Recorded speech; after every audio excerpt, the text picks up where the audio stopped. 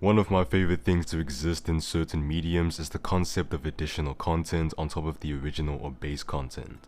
Now, I'm not talking about a follow-up or sequel here, but more of a bonus round, an extension of sorts. Whether that be a spin-off of a popular movie, bonus tracks on a music album, or a companion novel based on a previous full-length novel. In video game terms, we call these expansions.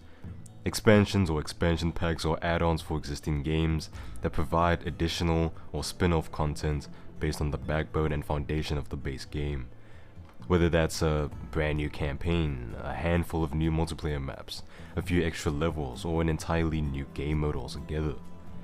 Expansions are really convenient when a game leaves you wanting more or just has more to give, whether you enjoyed or played the base game or not. They can either spice things up by taking the base game structure and experimenting with it, or just extend the playtime by giving you more of the same but polishing things up in the process. There are two types of expansions, add-ons and standalones.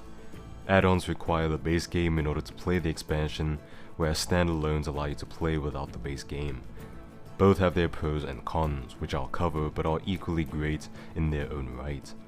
Expansions are much shorter and smaller scaled experience compared to the bigger sister games, but don't let that fool you too much, because there's also perks to that lean and concise approach. Not all expansions work well with the smaller scale though, as some do too little and feel shallow, while others try to do too much and feel rushed. Expansions have been around for a while, but I still feel like expansions aren't as appreciated as they should be. In this video, I'll be covering the pros and cons of video game expansions, and why they're actually a treasure in the gaming medium.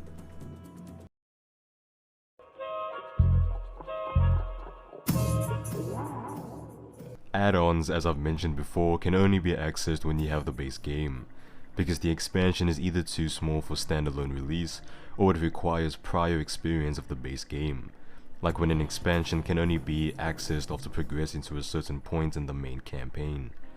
In other words, add-ons are designed for already established players of the base game. Add-ons don't really innovate or change up the gameplay experience much, other than upping the arsenal, fleshing out certain elements, and just polishing up the existing formula in a new environment. Expansions like Jack the Ripper for Assassin's Creed Syndicate and Phantom Liberty for Cyberpunk 2077 play like polished and condensed versions of their base games.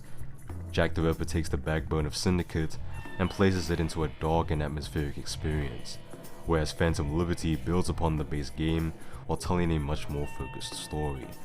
But the reason why these two expansions aren't standalone is because they very much require you to experience the base game from a gameplay and or story perspective. Whereas standalone expansions are their own game and mostly serve as spin-offs, as most of them stray very differently from their sister games but still utilize and stay within the base framework. Standalone expansions are actually really genius in a way, as there are a lot of benefits that come with it. They can fill the gap between full game releases, and they can also get new players into the IP by having the expansion give players a preview of the framework, sometimes leading to the purchase of the base game eventually. For example, Red Dead Redemption's standalone expansion, Undead Nightmare, could convince someone to eventually want to buy the base game. Sometimes the base game doesn't intrigue you, but the expansion does.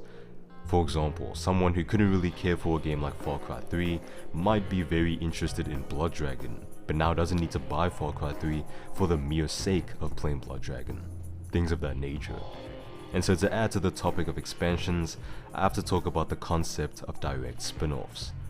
A spin-off is some sort of entry that is merely based on an already existing work, but spin-offs come in different forms.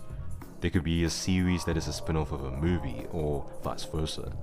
But there are also many more movies that are spin-offs of other movies, and series that are spin-offs of other series. In other words, they are spin-offs done in the same format. These are what I like to call direct spin-offs.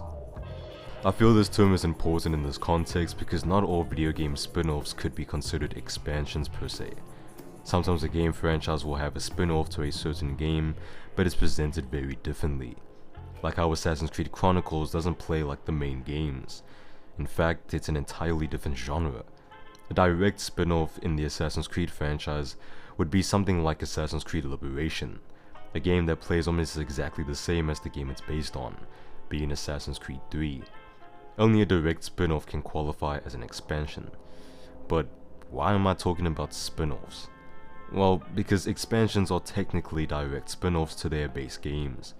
They are additional tales to an already existing work, but not necessarily a sequel, and they are optional.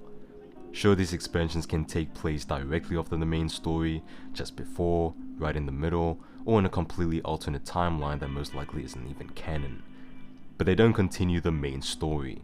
They merely build upon certain aspects of it, or completely flip the script and go crazy with different elements of it. This is why expansions are great. Things like Infamous First Light or Virgil's Downfall from DMC Devil May Cry take a certain character from the sister game and do a whole character study on them. First Light acts as a prequel, while Virgil's Downfall acts as a sort of epilogue. Phantom Liberty for Cyberpunk 2077 takes place during the middle of the main story and has a very spy thriller inspired spin. Far Cry 3 Blood Dragon is a whole different story in a completely different timeline, with a completely different approach that's a lot more surreal than the original Far Cry 3 ever was. Expansions are there to utilize the existing framework as a sandbox, and allows developers to try out crazy ideas, pay homage, as well as tell smaller scale stories that are either fun, personal, or just celebratory of a certain theme.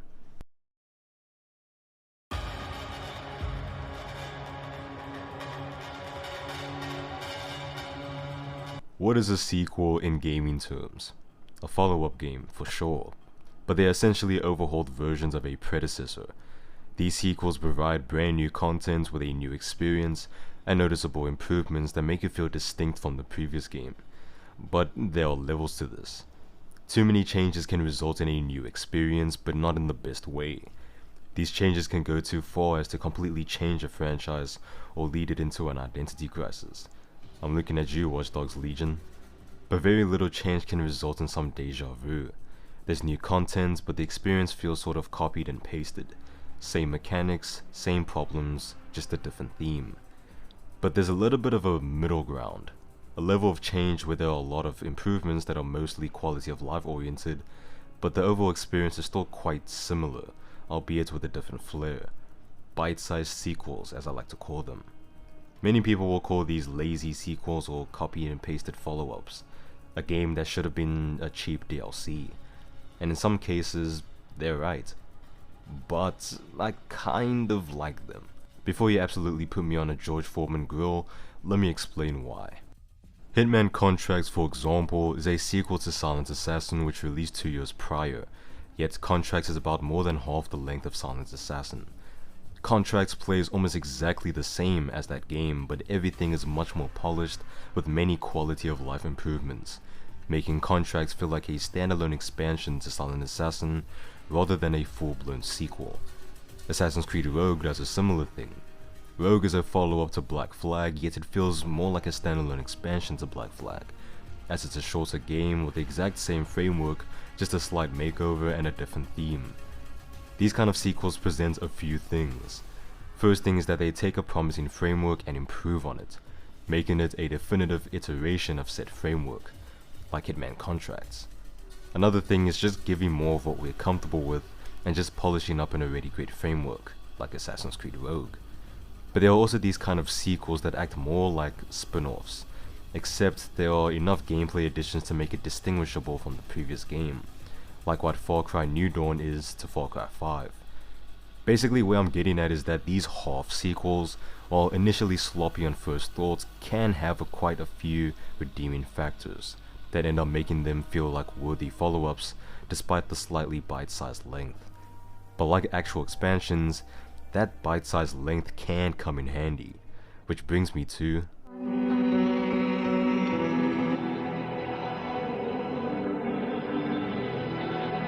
short games with short stories are surprisingly some of my favorite games to play, and not because of any attention span shtick, but because you get to experience the entire game's main campaign in a closely spaced period, where you can play through the game in a cohesive manner without much of the magic wearing off or before things start feeling like a drag.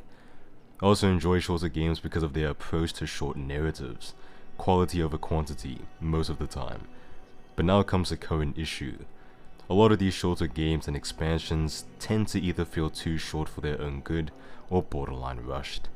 Some of these 2 to 5 hour story-driven expansions try to tackle narratives that are too ambitious for their own size. There will be multiple story ideas or plot points that the game has time to flesh out. Or sometimes these expansions offer too little, where there's no time to feel connected or intrigued by the story. Some of the best expansions out there are the ones that take their time to flesh out these smaller scaled stories and concepts, where the approach is starting with a smaller premise and carefully expanding on that premise with a well thought out experience. Multiplayer expansions like Vietnam for Battlefield Bad Company 2, or story-driven expansions like Bioshock 2 Minerva's Den are great because of that smaller scale, allowing for more focus and polish of the game's core concepts, resulting in a product that may be a bit bite-sized, but ultimately more tasteful.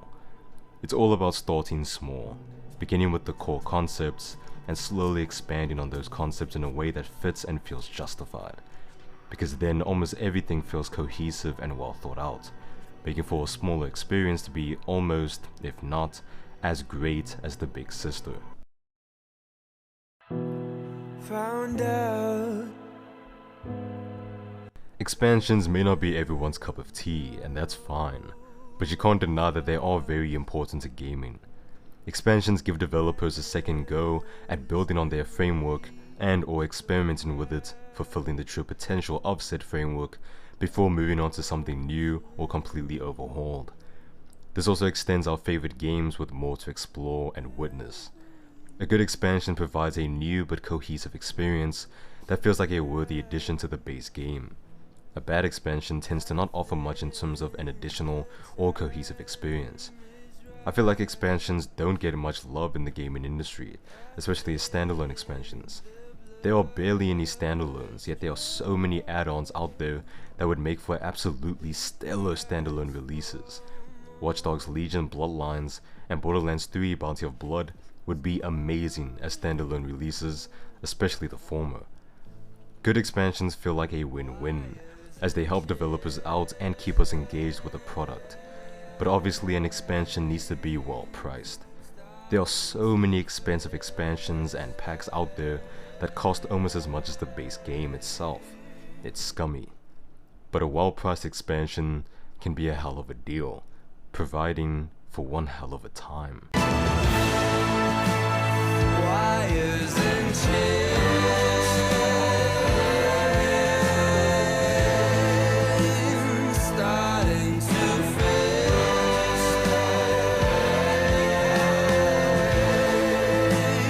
Feels like you get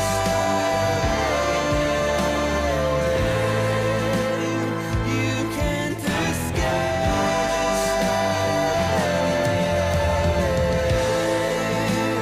Wires and chains starting to fade.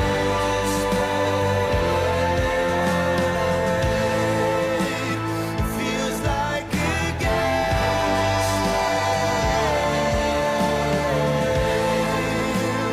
you can't escape.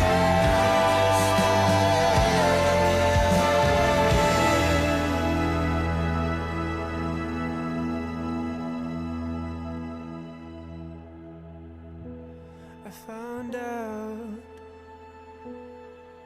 treasures are always lost, pleasures are long forgotten.